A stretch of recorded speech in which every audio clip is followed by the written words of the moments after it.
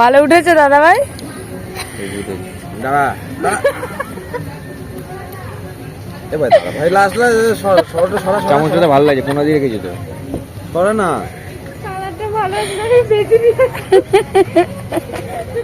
শর্টটা কেটে দিলা।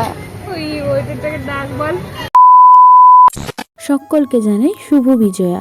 বড়দের আমার প্রণাম আর ছোটদের অনেক অনেক ভালোবাসা। সেদিন কিন্তু বেরোনোর কোনো প্ল্যান ছিল না, হঠাৎই বেরিয়ে পড়েছিলাম।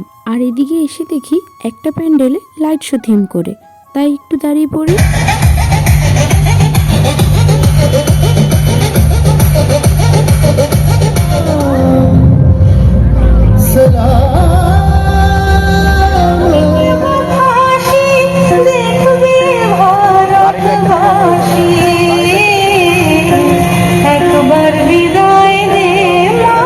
ওখানে প্রায় অনেকক্ষণ দাঁড়িয়ে থাকার পর এবার আমরা চলে আসি অন্য একটা প্যান্ডেলে। এদিকে কিন্তু আমরা ঠাকুর দেখার উদ্দেশ্যে আসিনি, তবে হ্যাঁ, এত সুন্দর সুন্দর প্যান্ডেল আর প্রতিমা দেখে একটু দাঁড়িয়ে যেতে ইচ্ছে করলো। তবে এবছর রেকর্ড করা ঠাকুর দেখেছি। সেই পঞ্চমী থেকে বার হয়েছি, আজকে দশমী। আর এই যে এখানের এই থিমটা বাইরে থেকে যতটা সুন্দর, ভিতরেও ঠিক তার থেকে দ্বিগুণ সুন্দর। আর মায়ের সেই অপরূপ সুন্দর রূপ তো কিছু আর বলারই নেই, মুগ্ধ হয়ে গেছিলাম। তো যাই হোক, তোমরাও একটু মায়ের দর্শন করে নাও।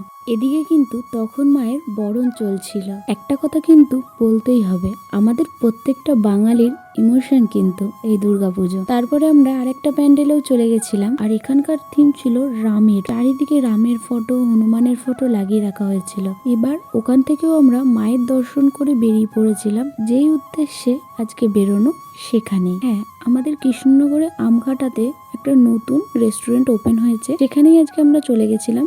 রেস্টুরেন্টের নাম ছিল এনটিএম রেস্টুরেন্টে। আর সত্যি ওখানকার অ্যাম্বিয়েন্স পরিষ্কার পরিচ্ছন্ন, আর জায়গাটাও খুবই সুন্দর। খাবার দাবার ভালোই ছিল। কি খাওয়া দাওয়া করেছি সেটা তোমাদের সাথে শেয়ার করা হয়নি। এদিকে কিন্তু আমরা বাড়ি যাওয়ার উদ্দেশ্যে বেরিয়ে পড়েছিলাম।